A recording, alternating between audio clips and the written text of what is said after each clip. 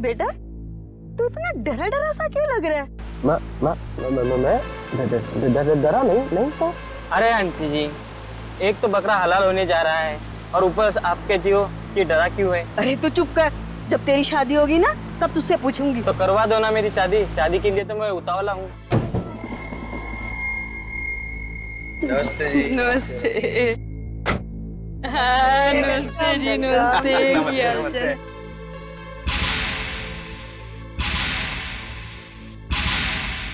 अरे बहन जी, वो दीपक नहीं दिखाई दे रहा। दीपक? दीपक, अरे हमारे दामाद आ रहे हैं। दीपक बाहर आ, इतना डरा डरा सा क्यों लग रहा है? मैं डरा नहीं था। बाहर आ।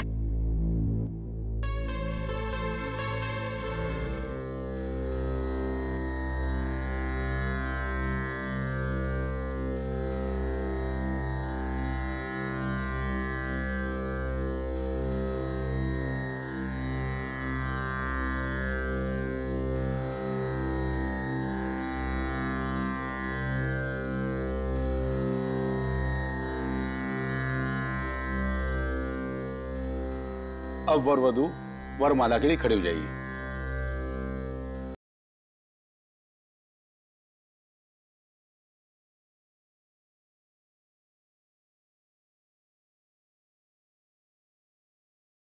अरे दीपक क्या हुआ?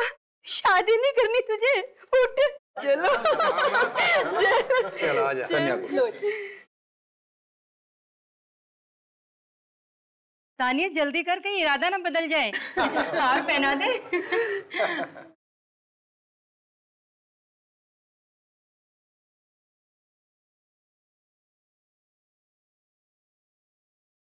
क्या हुआ दीपक, इतने परेशान क्यों दिख रहे हो? कहीं ऐसा तो नहीं है कि तुमने शादी करने का इरादा बदल दिया? नहीं कतई नहीं।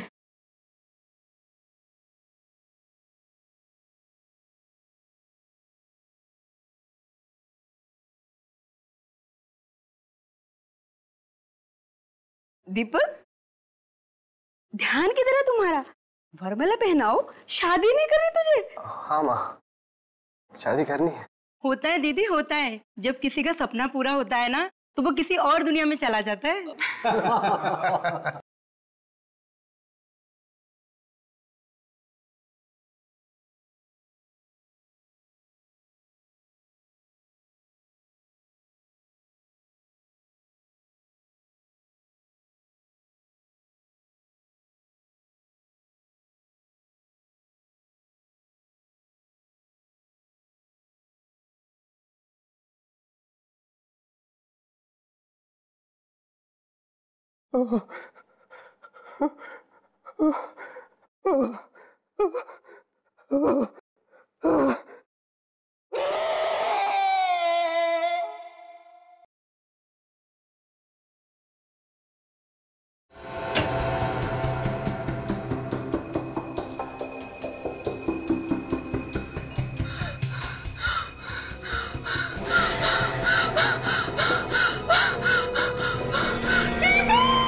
एक बार नहीं, खूनी ने बार बार चाकू मारा है इसे। हाँ सर, वार पे वार किया है और उसने दीपक के चीखने चिल्लाने की भी परवाह नहीं की। शादी वाले दिन खून। ये खूनी भीड़ भाड़ में अंदर घुस आया होगा। एग्जैक्टली यहाँ पे हुआ क्या था? सुबह से अजीब सा बर्ताव कर रहा था। अजीब सा बर्ताव? हाँ, उसका ध्यान कहीं और ही था, कहीं खोया खोया सा था, डरा डरा सा। दीपक डरा हुआ था? जी हाँ, मंडप में तान्या को हार पहनाते हुए अचानक वो चीख कर गिर गया और फिर बेहोश हो गया। दीपक, दीपक, दीपक आंखों तो खोल बेटा, क्या हो गया तुझे? आइए डॉक्टर, देखिए दीपक को क्या हुआ। अभी तक बिल्कुल ठीक था ये। देखिए डॉक्टर साहब।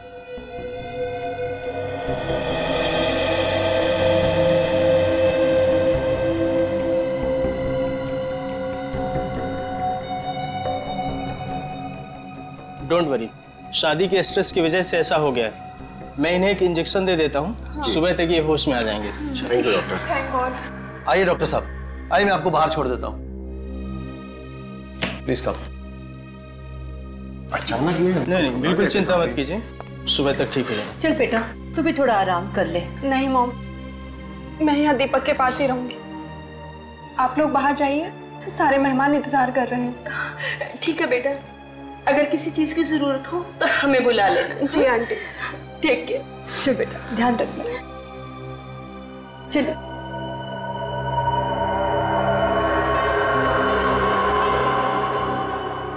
मतलब तानिया जी, सिर्फ आप यहाँ थी दीपक के साथ, है ना?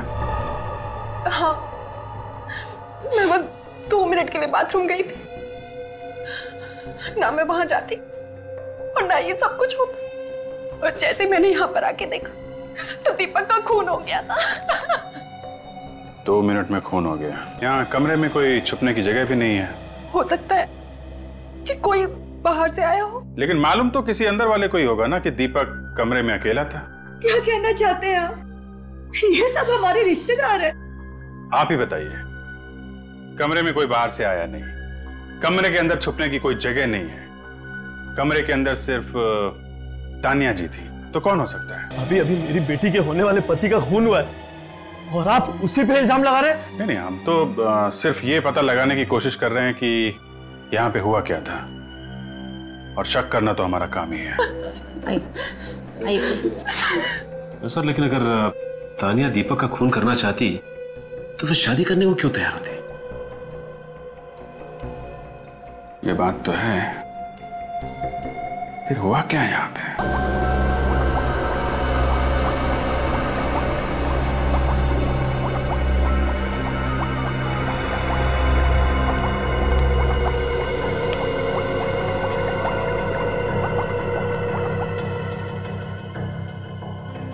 सर, कई बार तो मुझे उस इंसान पर गुस्सा आता है जिसने ये चाकू छुरी इन्वेंट की है। आजकल ये सब्जी काटने से ज्यादा इनका इस्तेमाल इंसानों को काटने में किया जा रहा है। नहीं तारिका, इसमें चाकू छुरियों का कोई दोष नहीं है। दोष दरअसल उस दिमाग का है जो इनका गलत इस्तेमाल करता है।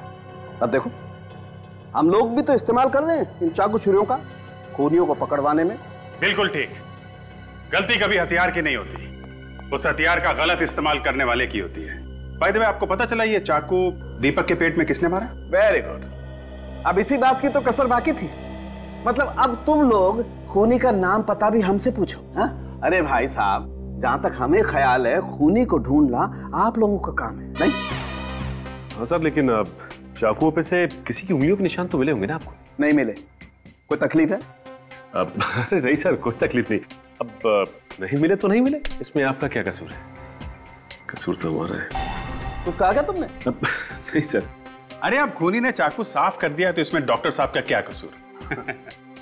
बाय द वे, कुछ और तो पता चला ही होगा डॉक्टर साहब आपको। हाँ, चला ना। क्या क्या? इसके पेट में हमें केमिकल मिला है। देखा, ये हुई ना बात। डॉक्टर साहब कुछ नहीं छुपाते, जो पता चलता है फटाफट बता देते हैं। अच्छा, ये केमिकल कौन सा है, अभी बताएंगे या बाद में आओ? नहीं नहीं, कभी भी आओ, कोई फायदा नहीं। कुछ पता नहीं चला? पता ही नहीं है ना कि कोई फिनाइल वगैरह? नहीं, कुछ मालूम ही नहीं। अटक गई गाड़ी? हाँ, अटक गई। तारिका जी, आप तो अंतर्यामी हैं, आपको तो जरूर पता होगा, आप बताइए। अरे तारिका, बता दो। तो दरअसल क्या है कि सीनियर इंस्पेक्टर अभिजीत बेसब्री में डूबे हुए हैं। जी नहीं सालुंके साहब, हाँ। मैं तो तारिका जी की भक्ति में डूबा हुआ हूँ। भक्ति में? जी हाँ। अब ये कुछ बता दे तो हम यहाँ से खिसक लेंगे। हाँ, तो फिर बता दो ही नहीं। हाँ, तो बता दीजिए। टेस्ट हो चुका है। ये केमिकल एंटी डिप्रेसेंट्स में मिलता है जो टेंशन कम करने के काम आता है। मतलब ये दीपक काफी परेशान रहता था? बहुत ज्यादा। दवाई बहुत ज्यादा मात्रा में मिली है इसके खून में से। सर, दीपक की शादी होने वाली थी, शायद उसी टेंशन की वजह से ये दवाइयां खाता होगा। क्या बात कर रही हो काजल तुम? तुमसे किसने कह दिया कि शादी करने से टेंशन होती है? क्यों डरा रही हो तारिका जी को? सर, मैं तो वो ऐसे ही एक्चुअली काफी दिनों से ये वो दवाई खा रहा था। ओह, अच्छा। सालुंके सर, ये दवाई ज्यादा मात्रा में लेने से क्या हो सकता है? बॉस, अगर कोई इंसान दवाई ज्यादा मात्रा में ले लेगा तो वो सबसे बड़ी बात तो हमेशा डरा सा रहने लगेगा। उसकी हार्ट रेट कम हो जाएगी, फ्रस्ट्रेशन रेट बढ़ जाएगी और कई कई केसेस में तो हैलुसिनेशन भी होने लगेगा। हाँ भाई देवे, तुम हैलुसिनेशन क्या होता है जानते हो? हाँ सर, वो आदमी को अजीब अजीब चीजें दिखाई देने लगती हैं, मन में उल्टे सीधे विचार आने लगते हैं। मतलब शादी के दिन दीपक जो डरा हुआ था वो इस केमिकल की वजह से था। क्या आपको दीपक की बॉडी से दवाई मिली? ऐसा केमिकल जो टेंशन कम करता है, और वो भी थोड़ा सा नहीं, बहुत ज्यादा। ये कैसे हो सकता है? ऐसा क्यों नहीं हो सकता? हमारे परिवार में एक रस्म है कि शादी के 2 दिन पहले ही दूल्हा दुल्हन दोनों उपवास रखते हैं और वो उपवास पूरी शादी होने के बाद ही तोड़ते हैं। और दीपक ने तो 2 दिन से कुछ खाया भी नहीं, फिर ये केमिकल उसकी बॉडी में कैसे जा सकता है? हो सकता है उपवास से पहले कुछ खाया। आप लोग को तो पता होगा ना? जी नहीं, हमें कुछ नहीं पता। आपका बेटा दवाई ले रहा था या नहीं, आपको नहीं मालूम?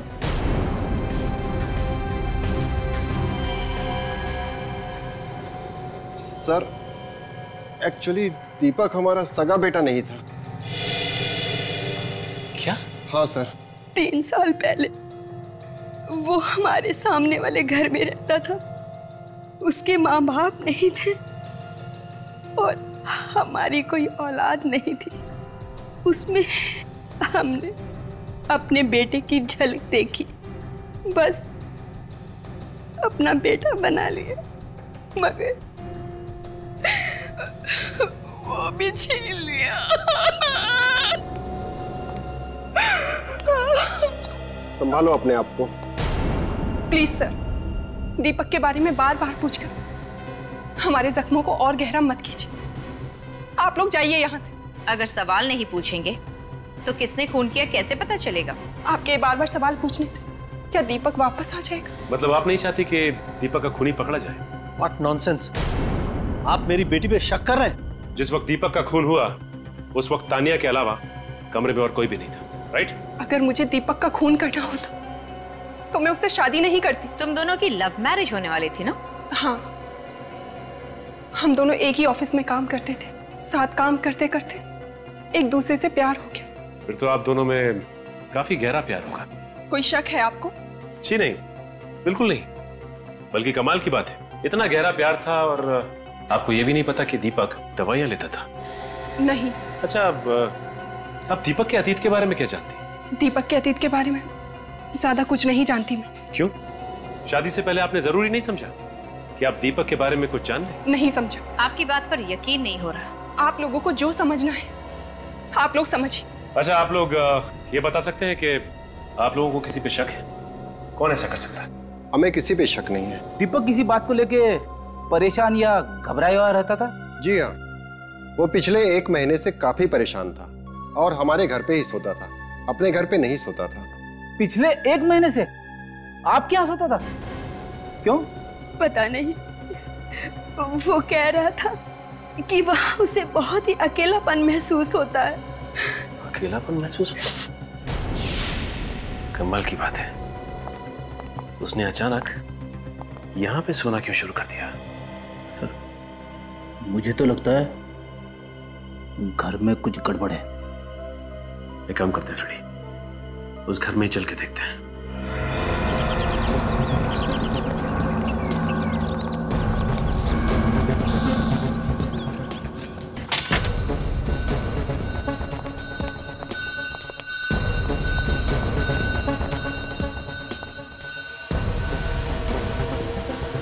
काफी अच्छा सजा रखा है घर। लगता है बहुत कमाता था ये दीपक। और इन सब के बावजूद भी वो 1 महीने से यहाँ पे रहा ही नहीं। कुछ तो गड़बड़ जरूर है। अब उसे रात को डर लगता होगा। मगर वो तो कह रहा था कि उसे यहाँ पे सूनापन लगता था और तो और अकेलापन काटने को दौड़ता था। ये सब कहने की बातें हैं। आदमी तभी अपना घर छोड़ के भागता है जब उसे डर लगता है। किस बात का डर? वो आप फ्रेडी, ये मत भूलो कि हम खून की तहकीकात करने आए। मैंने कुछ बोला क्या? मैंने अपने मुंह से आत्मा का नाम सॉरी। अब गलती से आत्मा का नाम मुंह से निकल ही गया है तो मैं भी निकलता हूँ। रेडी, तुम कहीं नहीं जा रहे हो। हमें इस घर की तलाशी लेनी है, और वो भी अच्छी तरह से। हो सकता है कि दीपक के अतीत का राज यहीं किसी कोने में छुपा हो।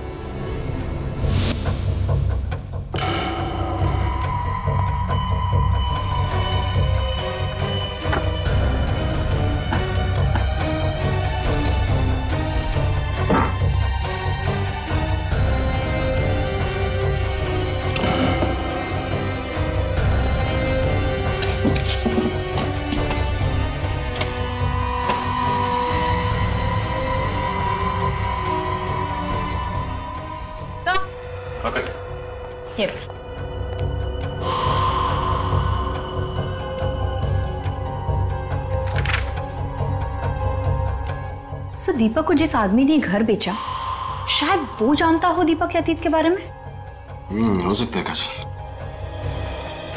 सर, ये देखिए, ड्रॉवर में दवाइयां भरी पड़ी है। काजल,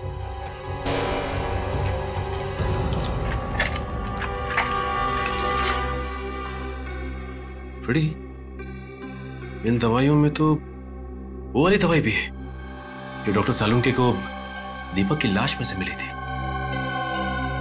और ये दवाई बिना प्रिस्क्रिप्शन के नहीं बेची जाती। कोई साइकियाट्रिस्ट होगा जिसने दीपक को ये दवाइयां दी होंगी। देखिए इसमें क्या है।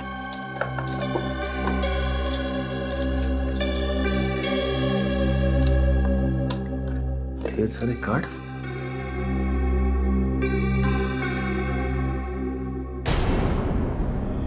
Psychiatrist doctor Rajeev. Hello doctor Rajeev. Hello, sorry, आप लोगों को ज्यादा इंतजार तो नहीं करना पड़ा ना? नहीं, ऐसी कोई बात नहीं। दरअसल हम लोग दीपक के बारे में कुछ सवाल पूछने के लिए आए थे। दीपक? ये है दीपक, आपका पेशेंट है ना? जी हाँ। क्या इसने किसी का खून कर दिया है? जी नहीं, बल्कि इसका खून हो गया। Oh no, I am sorry. वैसे किस बीमारी का इलाज करवा रहा था ये? इसे हेलुसिनेशंस होते थे। किस तरह के हेलुसिनेशन? वो कहता था कि उसे अपने घर में आत्माएं दिखाई देती हैं। देखा सर, मैं हमेशा कहता हूँ कि आत्माएं हैं, लेकिन आप लोग मेरी बातों पे यकीन नहीं करते। दरअसल आत्माएं होती ही नहीं है, इंसान का वहम होता है। मतलब इसी आत्मा के डर की वजह से दीपक पिछले 1 महीने से अपने घर पर नहीं सो रहा था। हाँ काजल, यही वजह होगी। अच्छा ये बताइए कि दीपक ने कभी आपसे आत्माओं के बारे में कुछ कहा था? ज्यादा कुछ नहीं बताया। दरअसल आत्माओं के ख्याल से वो इतना डर गया था कि उसके हाथ कांपते थे और उसे पसीना आता था।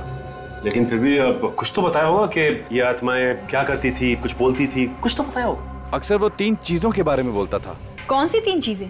किसी औरत के बारे में, किसी कार के बारे में और पानी के बारे में। ये क्या चक्कर है? औरत, पानी और कार? कहीं ये किसी औरत की आत्मा तो नहीं है जो कार में बैठ के आती है और पानी में डुबा के मारती है? बस करो फ्रेडी, तुमने एक बार और आत्मा का नाम लिया ना तो तुम्हारा भी इलाज करवाना पड़ेगा। हाँ, उसने ये भी कहा था कि ये कोई 3-4 साल पहले की बात है। ओह, तो इसका मतलब हमारा शक बिल्कुल सही है।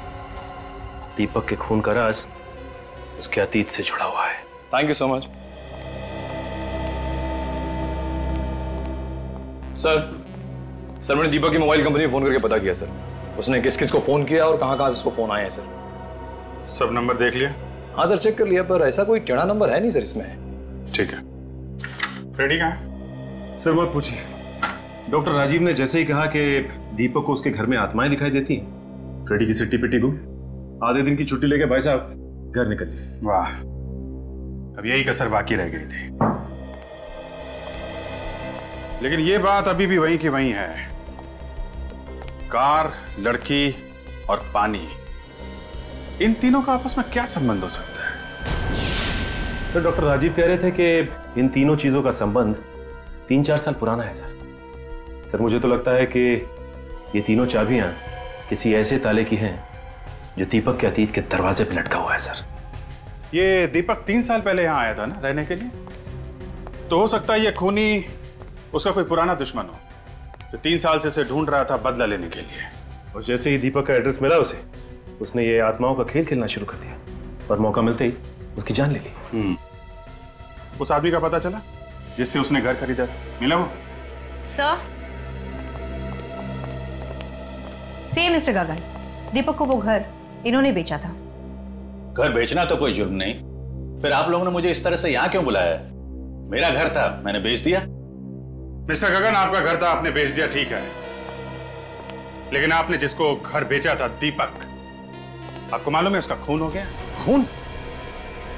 मगर किसने किया ये सब? उन्हीं आत्माओं ने जो दीपक को आपके घर पे दिखाई देती थी। क्या बकवास है ये? मेरे घर में कोई आत्माएं नहीं थी। दीपक के बारे में आप क्या जानते हैं? जी ज्यादा कुछ नहीं। जब उसने आपसे घर खरीदा था तो उसने बताया नहीं वो कहां से आया है, कहां रहता था पहले? जी इतना तो मुझे याद नहीं, और शायद मैंने पूछा भी नहीं था, क्योंकि उस समय मुझे पैसों की इतनी सख्त जरूरत थी कि मैंने अपना पैसा लिया और चलता बना। कितने पैसे मिले थे आपको?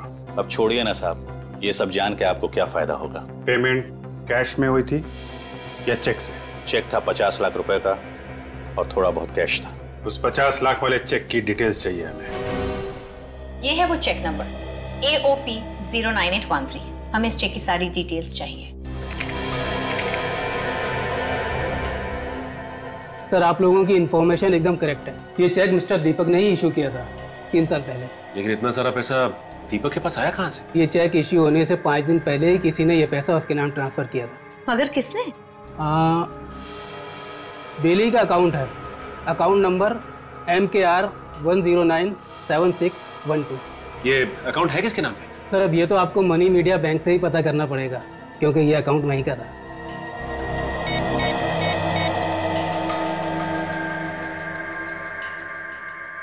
हेलो, मैं इंस्पेक्टर काजल बोल रही हूँ CID से। जरा ये अकाउंट नंबर नोट करना, MKR 1097612। बता सकते हैं ये अकाउंट किसके नाम पे? Yeah sure, I will wait.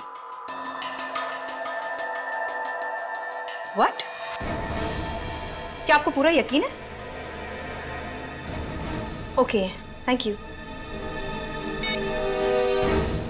क्या होगा सर?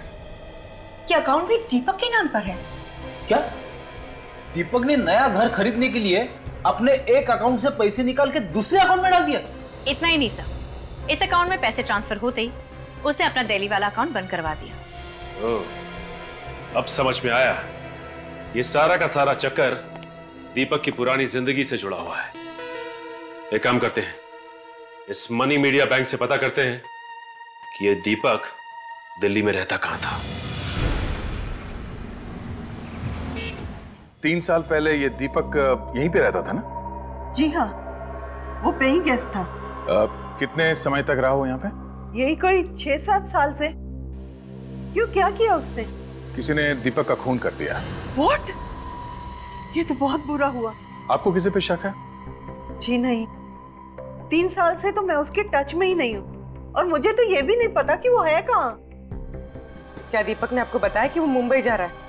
जी नहीं, वो तो एक दिन अचानक ही गायब हो गया, बिना बताए चला गया।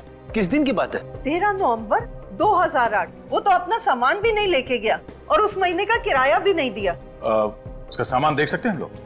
जी नहीं, 1 साल तक मैंने इंतजार किया और फिर उसका सामान फेंक दिया। फिर कोई बात नहीं। जब दीपक यहाँ पे रह रहा था तब उसकी किसी के साथ कोई झगड़ा वगैरह हुआ था? जी नहीं, दीपक तो बहुत अच्छा लड़का था। उसका कोई दोस्त आता था यहाँ उससे मिलने के लिए? जी हाँ, 2 दोस्त आते थे, एक लड़का और एक लड़की। लड़की? क्या ये वो लड़की है? जी नहीं, ये वो नहीं है। कौन है ये? इसका नाम तान्या। इसकी शादी दीपक से होने वाली थी, लेकिन शादी की रात ही दीपक का खून हो गया। Very sad. अच्छा, आप दीपक के दोस्तों के बारे में कुछ बता रही थी? जी हाँ, उस लड़के का नाम तो मुझे नहीं मालूम, पर लड़के का नाम वीर था। बड़ा ही बहादुर नाम है। उसके गायब होने से 1 दिन पहले उन दोनों में बहुत बड़ी लड़ाई हुई थी। लड़ाई? किस बात पे? ये तो मैं नहीं जानती, पर उसके अगले ही दिन दीपक गायब हो गया और वीर भी दोबारा यहाँ नहीं आया। ये वीर रहता कहाँ है? क्या वीर मर चुका है? 3 साल पहले 12 नवंबर, वो मनहूस दिन जब मेरा बेटा हमेशा हमेशा के लिए इस दुनिया से चला गया। 12 नवंबर? उसकी मौत कैसे हुई? हार्ट अटैक से। हार्ट अटैक से? इतनी कम उम्र में हार्ट अटैक? हाँ, वो दीपक से मिलकर वापस घर आ रहा था। रास्ते में अचानक उसे दिल का दौरा पड़ा, कार आउट ऑफ कंट्रोल हो गई और एक पेड़ से जा टकराई।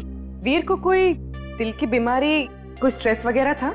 नहीं तो मरने के कुछ ही दिनों पहले तो हमने उसका मेडिकल चेकअप कराया था, तब तो वो बिल्कुल ठीक था।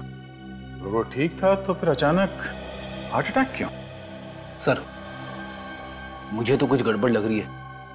12 नवंबर को दीपक और वीर का झगड़ा होता है और आते समय वीर का एक्सीडेंट हो जाता है।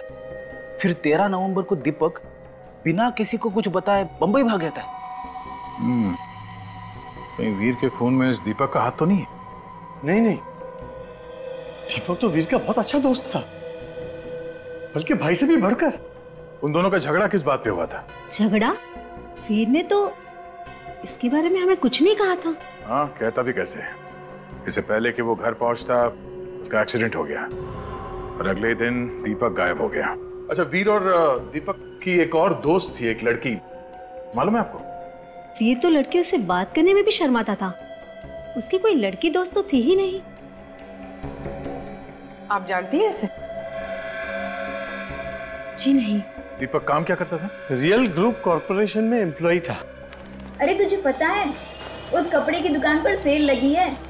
हाँ। अरे मत पूछ, हर तरह के कपड़ों पर सेल है। Excuse me? Skirt, sari, jeans, मेरा तो मन कर रहा था पूरी दुकान खरीद लूं। पूर्वी, इस सेल वाली दुकान की एड्रेस लो। हाँ। ये क्या बदतमीजी है? काम के वक्त ऑफिस के फोन पर टाइम पास नहीं करना चाहिए। ये तुम कौन होती है समझाने वाली? हम लोग सीआईडी से। सीआईडी से?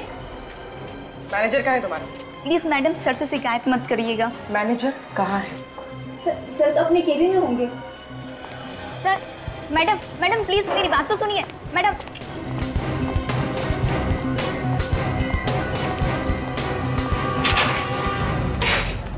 अरे आप लोग ऐसे कैसे अंदर घुस गए?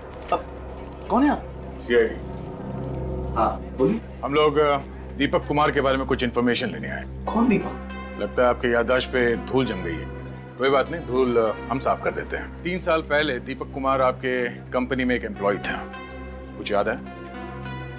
ये। अरे आप इस दीपक की बात कर रहे हैं? ये तो दीपू है। बड़े अफसोस के साथ आपको ये कहना पड़ रहा है कि किसी ने आपके दीपू का खून कर दिया। क्या? दीपू का खून हो गया? हाँ, और खूनी की तलाश में हम लोग यहाँ तक आए हैं। पर उसका खूनी आपको यहाँ कैसे मिल सकता है? दीपक के खून का राज उसके अतीत में है। देखिए, दीपक मेरा जूनियर था और मुझसे ज्यादा करीब से तो हितेश उसे जानता। ये हितेश कौन है? हितेश दीपक का कॉलेज का फ्रेंड है। दोनों ने यहाँ पे साथ में ही नौकरी शुरू की थी। हितेश अभी भी यहाँ काम करता है? जी हाँ। श्योर सर, हितेश को अंदर भेज। सर आपने बुलाया? या हितेश, ये लोग सीआईडी से। दीपक का खून हो गया। क्या? दीपक का खून हो गया? सवाल है। खून के बारे में सुन के अच्छे उनकी जुबान लड़खड़ाने लगती है। एक काम करो, पानी पियो।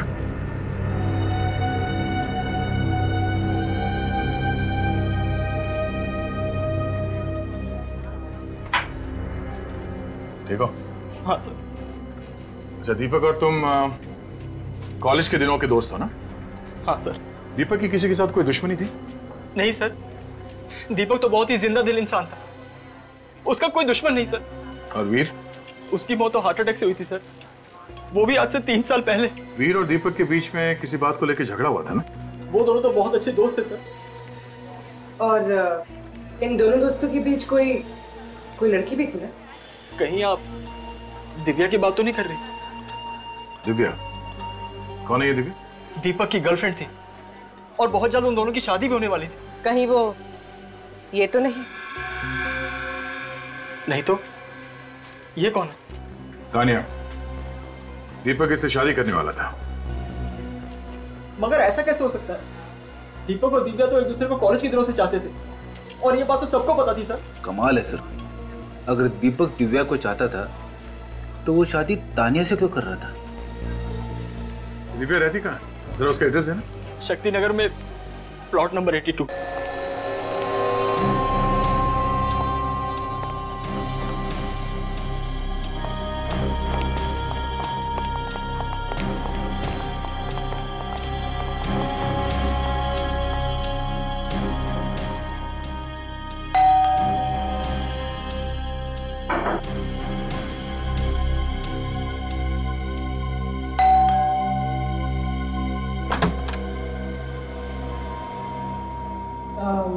दिव्या जी?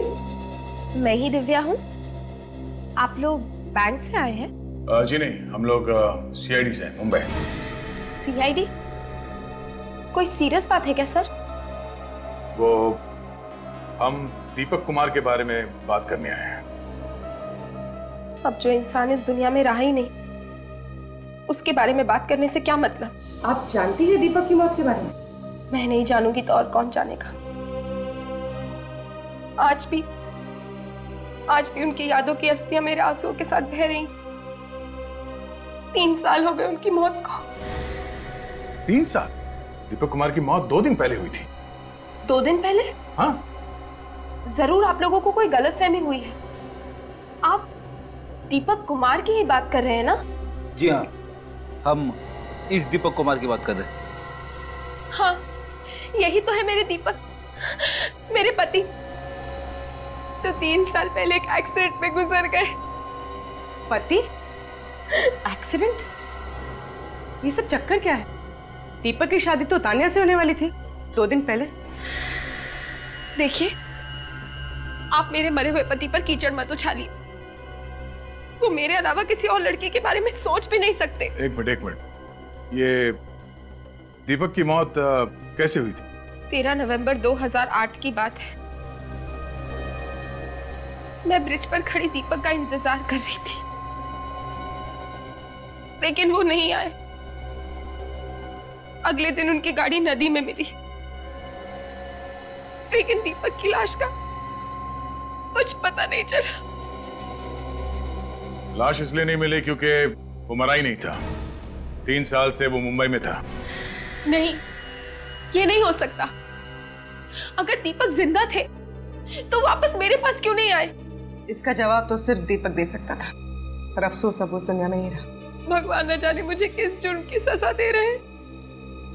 3 सालों तक मैं दीपक के मौत के गम में जीती रही, और अब इस गम के ऊपर उन्होंने बेवफाई का बोझ भी डाल दिया। दीपक की लैंडलेडी बता रही थी कि वो बिना किसी को कुछ बताए वहां से गायब हो गया। दरअसल दीपक और मैं छिपकर ये शहर छोड़कर भागने वाले थे, इसीलिए मैं ब्रिज पर उस दिन दीपक का इंतजार कर रही थी। क्यों?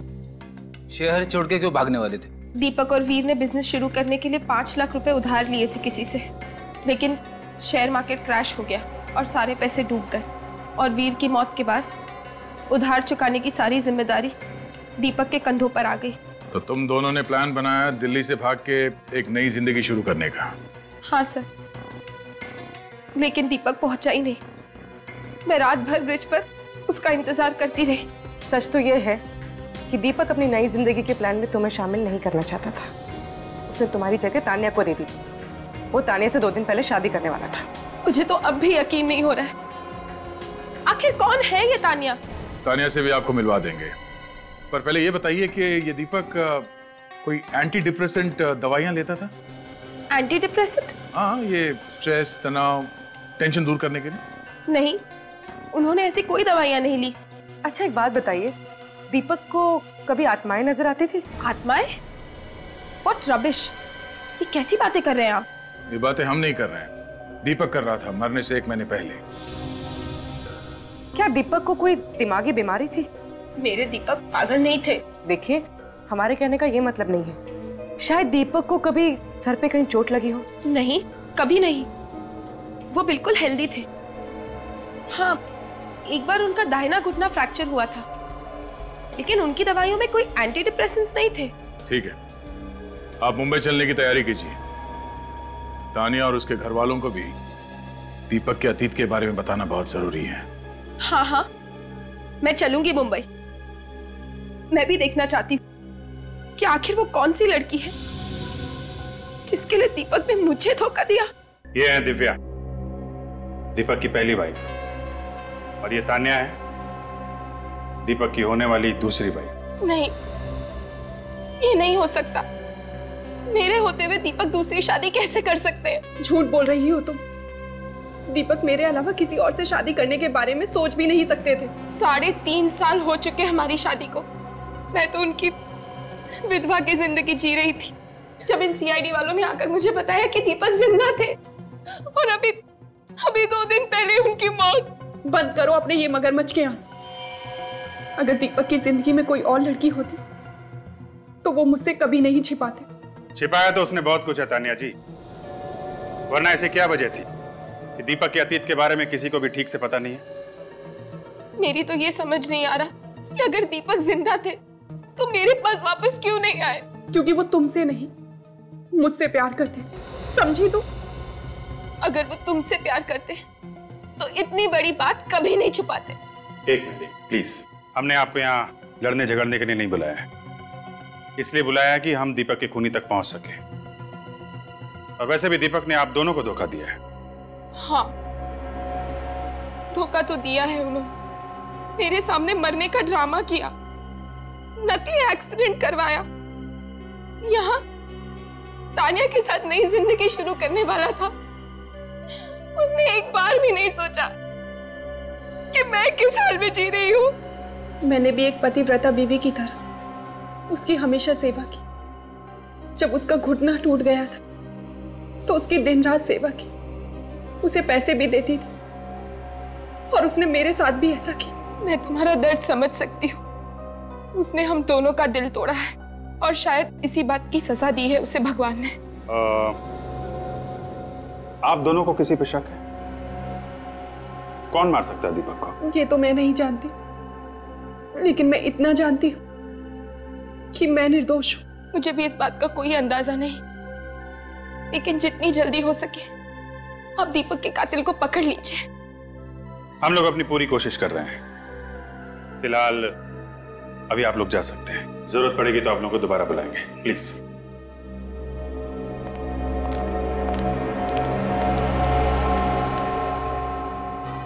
सी, दीपक तो कितना दोगला किस्म का इंसान निकला। एक साथ 2 लड़कियों की जिंदगियां बर्बाद कर रहा था। हाँ सर, हो सकता है इसी पाप का गिल्ट जो उसके सामने आत्मा बन के आ रहा था। बेचारी तानिया, उसकी टांग टूटने पर 3 महीने तक उसकी सेवा करती रही। मुझे तो बहुत बुरा लग रहा है तानिया के लिए। एक मिनट। हाँ, एक बार उनका दाहिना घुटना फ्रैक्चर हुआ था। जब उसका घुटना टूट गया था तो उसकी दिन रात सेवा की। माय गॉड, क्या हुआ सर? खूनी का पता चल गया।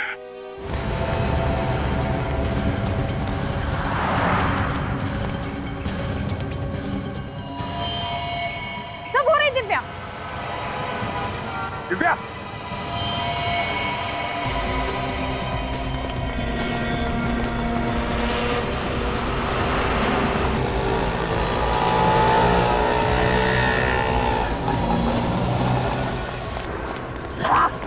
हाँ?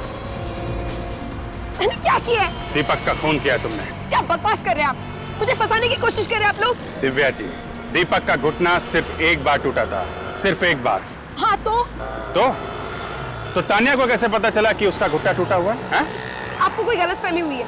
उसका घुटना 2 बार भी तो टूट सकता है। नहीं। अगर उसका घुटना 2 बार टूटा होता तो फॉरेंसिक से हमें पता चल जाता। उसका घुटना सिर्फ एक बार टूटा है, वो भी 1 साल पहले। और आप 3 साल से उसे मिली नहीं, तो फिर आपको कैसे पता चला है? सच तो ये है कि 3 साल से दीपक का पीछा कर रही थी। सब जानती है, दीपक को भी इसी ने मारा है। नहीं किया मैंने दीपक का खून। छोड़ मुझे।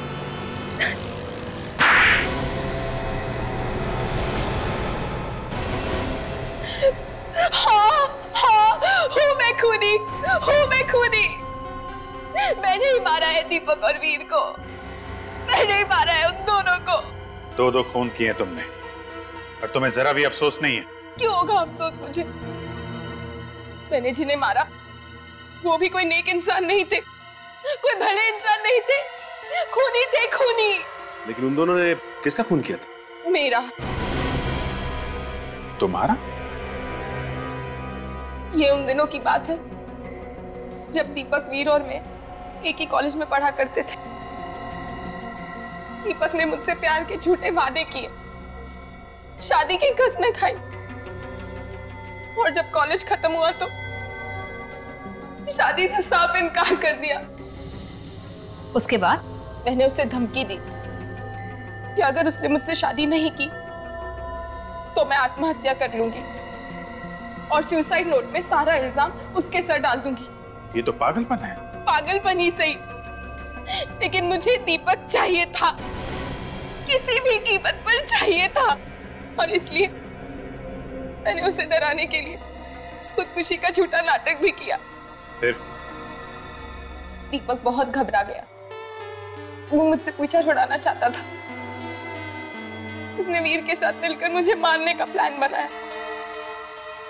उन दोनों ने मुझे गाड़ी में बिठाया, शादी का झांसा देकर, और मुझे ब्रिज पर लेकर गए। वहां दीपक ने मेरा गला दबाया, और जब मैं बेहोश हो गई तो वहां से उठाकर मुझे नदी में फेंक दिया। पर तुम मरी नहीं, बच गई। हाँ, भगवान का हाथ था मेरे सर पर, बचा लिया उन्होंने मुझे। लेकिन उसके बाद मैंने तय कर लिया कि मैं दीपक और वीर दोनों की जिंदगी नर्क बना दूंगी। और तुमने आत्मा बन के दोनों को डराना शुरू कर दिया।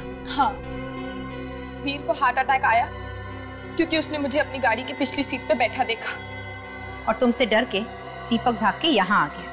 हाँ, बहुत दिनों तक मैं उसे ढूंढती रही, फिर मुझे पता चला कि वो यहाँ है। मैं उसे ढूंढती हुई यहाँ आ गई और उसकी शादी में भी पहुंच गई। वहां वो मुझे देखकर बेहोश हो गया।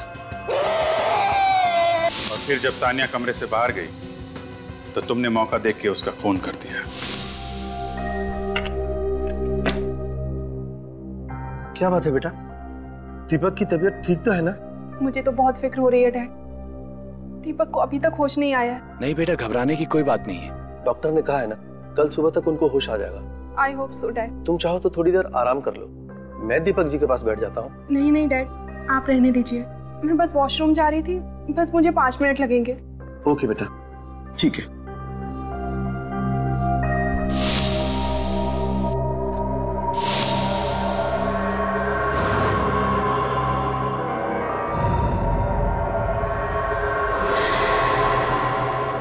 मैंने जो कुछ भी किया उसका मुझे कोई अफसोस नहीं। लड़कियों के नाजुक दिलों से खेलने वाले का यही अंजाम होना चाहिए। अपने अंजाम की फिक्र करो तुम। उन लोगों ने जो किया वो गलत था, लेकिन इसका ये मतलब नहीं कि तुम कानून को अपने हाथ में ले लो। 2 खून किए हैं तुमने, अब जिंदगी भर आत्मा बनकर जेल में भटकती रहना, फांसी का ऑर्डर आने तक।